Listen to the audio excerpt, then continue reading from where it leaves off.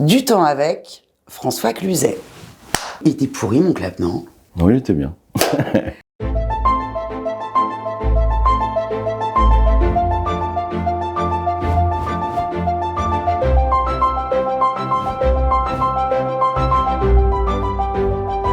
Bonjour François. Bonjour. Mais j'ai tellement de chance. Je commence la journée avec vous. Quand on m'a prévenu que c'était vous, j'étais très content. Vous y croyez, vous François, à la chance, au facteur chance?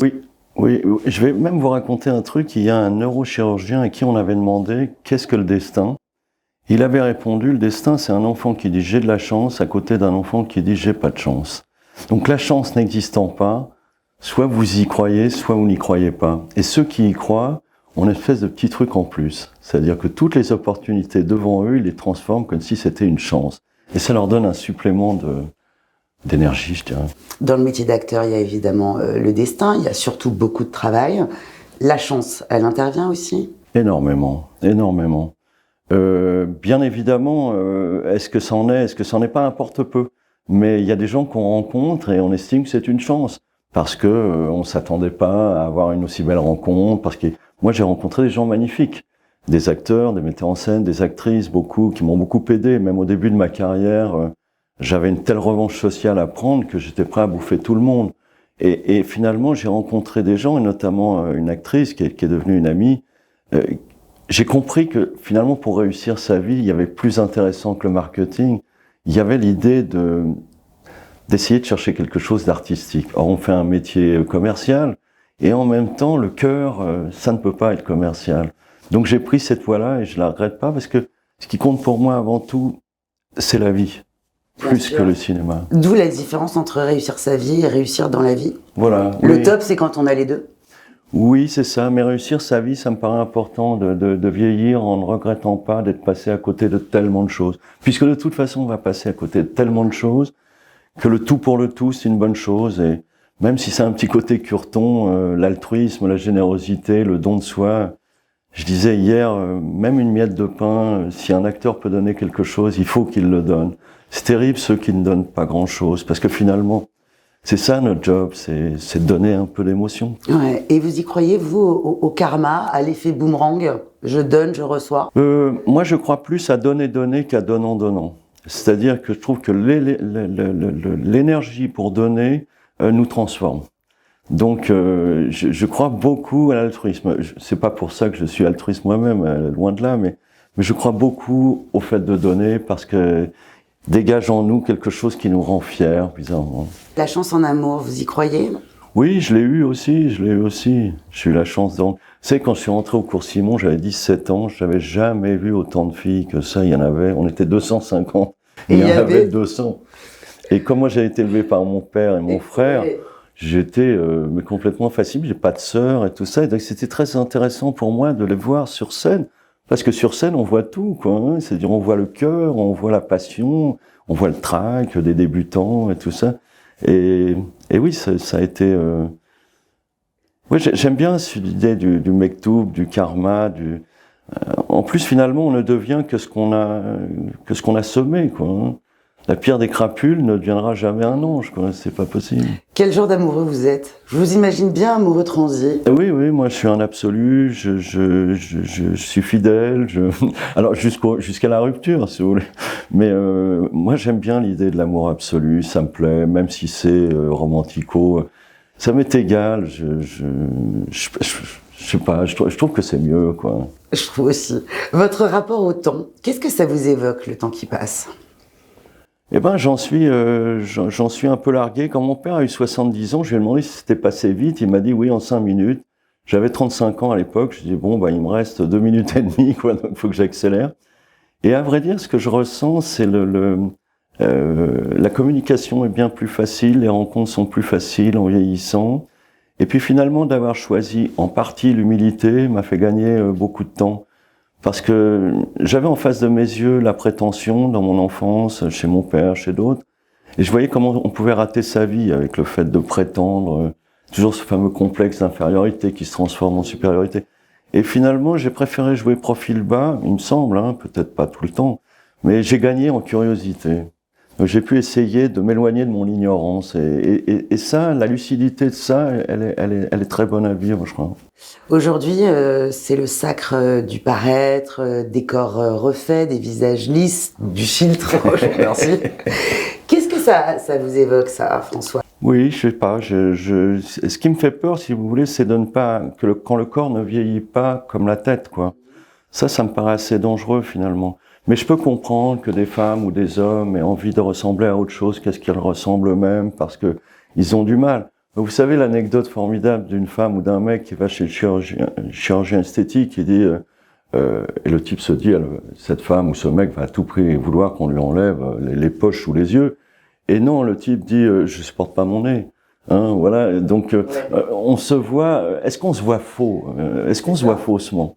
Après ça, j'ai beaucoup de compassion pour les gens qui passent par là. Malheureusement, ça les détruit souvent. Hein.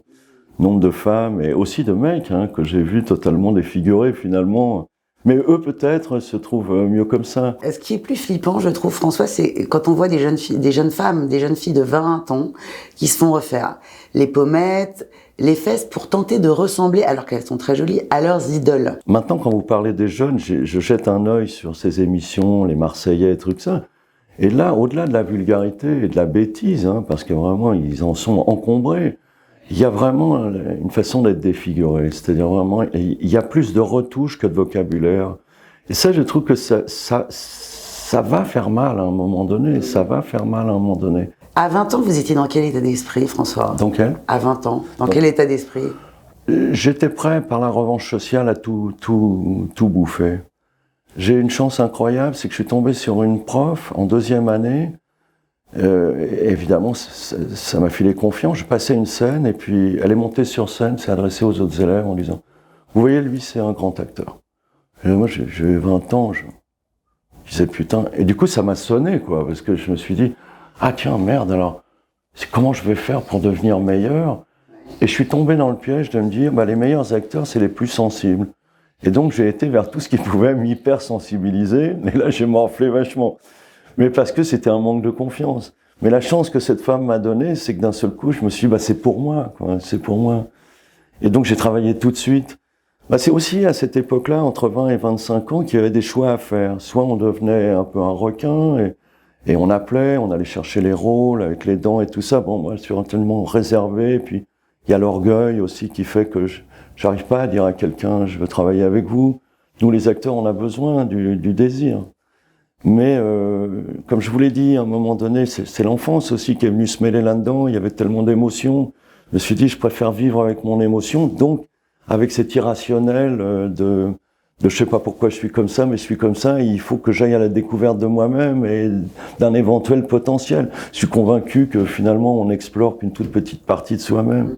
Vous avez vu cette anecdote complètement dingue, qui n'est pas une anecdote, qui est vraie. C'est ce mec qui a traversé à la nage l'Irlande à l'Écosse. Et alors, il nage, et à un moment donné, il est tellement piqué par les méduses qu'il se dit qu'il va abandonner. Et à ce moment-là, il fait un appel à la nature. Il est en train de nager, il dit « j'ai pas envie d'abandonner », mais il raconte qu'il était complètement anesthésié par les piqûres. Et à ce moment-là, il fait un appel à la nature en disant « aidez-moi, aidez-moi ». Qu'est-ce qui se passe? Il continue à nager, les méduses s'écartent.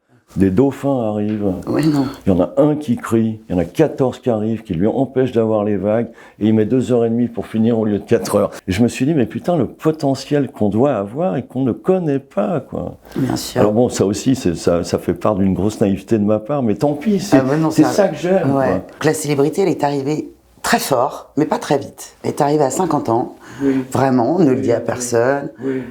Les petits mouchoirs, intouchables. Vous en rêviez de cette célébrité? Ah oui, j'ai toujours rêvé d'être célèbre. Vous savez, j'avais 10 ans, je m'interviewais moi-même. C'est pour ça que je suis toujours assez à l'aise face aux interviews, parce que j'en ai fait 10 millions. Entre 10 ans et j'ai arrêté assez peu, quoi. Depuis, peut-être que je suis un peu connu. Mais je me suis toujours interviewé.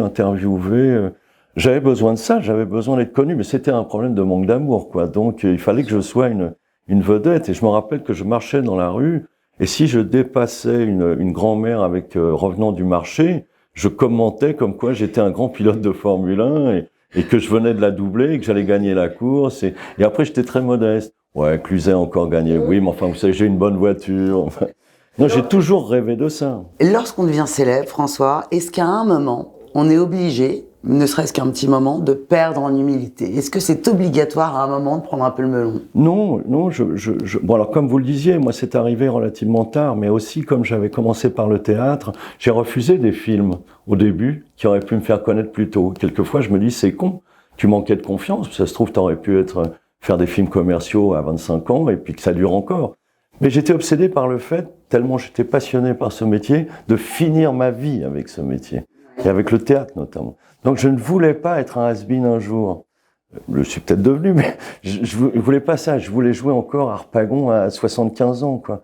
Et donc je me suis dit, tous les honneurs et tout le succès, il faut que je le retarde au maximum.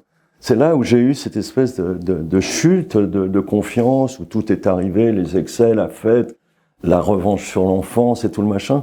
Mais je crois que dans quelque job que ce soit, quand on est face à cette histoire de célébrité, il y a un choix à faire, hein. Faux ou juste. Pour moi, il y avait quelque chose de juste, de se dire si ça doit venir, ça viendra, et si ça vient à la fin, ça ne sera que mieux.